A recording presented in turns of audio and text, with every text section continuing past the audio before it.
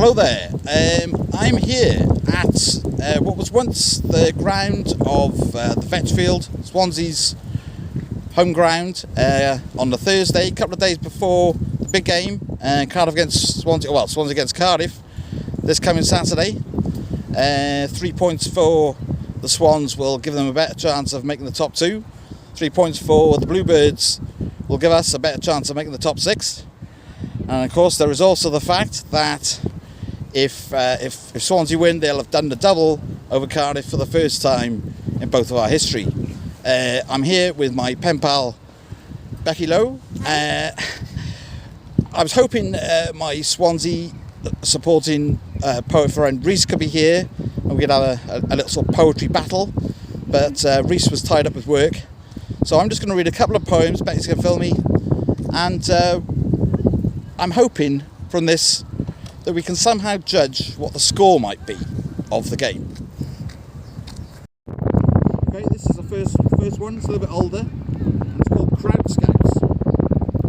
Because he always knew they existed and watched him walk in, confident in big blue denim coat and sometimes LS cap.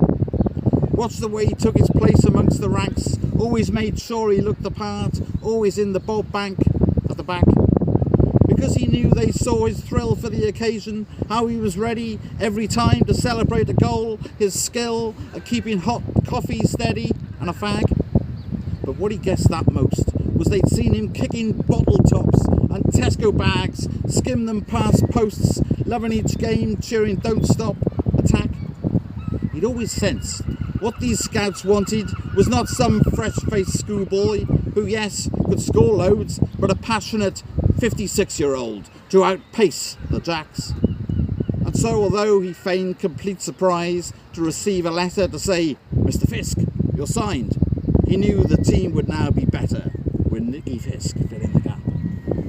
Right, okay, that's a bit of a silly one. Leading on from that one, this one is called Inappropriate, and I suppose this one might be once I was playing for Cardiff City. I whiled away time before reaching the touchline. Other players didn't see why when I could have taken a shot, but that was not my intention. I crossed the halfway line, now that would have been a goal, but I looked to left and right, saw my man, pass left, small clap, premature, goal coming I thought, defenders deceived, now's the time to score and I've got my assist, ref's assistance flags down, screaming through the middle's our striker, struck well, how well do you like that, supporters? Do I not like, as the celebration's wild and gets inappropriate? Alright, do we keep going? Okay. Keep going. Right, this one is a bit of a sad poem because it reflects on the time that we missed out on the playoffs. It's called Missed Out, Reflections on the 08-09 season.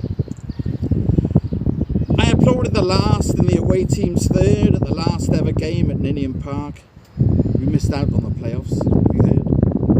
The manner in which it happened was quite absurd. The extent of the collapse was clearly stark. We ended up 7th when we could have been 3rd. On the last day, it was as many had feared. Cardiff failed to make their mark, pipped by Preston. Seemed totally weird. 3 games before, a 6-0 loss was incurred. The players, it would seem, had lost their spark, and suddenly everything was kind of blurred. But still, not to make it, seemed absurd. A draw with Charlton before back to Ninian Park and hoped that the players had now been spurred. But when Ipswich knocked in the last and their third, suddenly the world seemed incredibly dark. This was just surreal. How could it have occurred? No longer feel like being a Bluebird, especially with the closing of Ninian Park. If it hadn't been for the away team's third, we'd have made the playoffs. Haven't you heard? Okay, one final one. What's the score so far, would you say? 2-0? Close to call, yeah. 2-0? I don't know, 2-1 maybe. 2-1? Yeah, I reckon. Okay, well we'll read one last one. And this is called The Bought Badge, which is based on a poem called The Stolen Orange by Brian Patton. When I went out, I bought a badge. I kept it in my pocket. It felt like a lucky poker chip. Every game I went to, if I thought Cardiff might lose, I'd take the badge and touch it. And immediately, our season seemed to turn around. The Bluebirds launched themselves up the table and went on their best cup run for 80 years. When I went out, I bought a badge. It was a safeguard against imagining Cardiff might not be the greatest team in football. Have you still got the badge? That's the question. I don't think I do, to be honest. Oh, well, you're doomed then. There's a picture of it, but I don't think I still have that badge. Right. Great.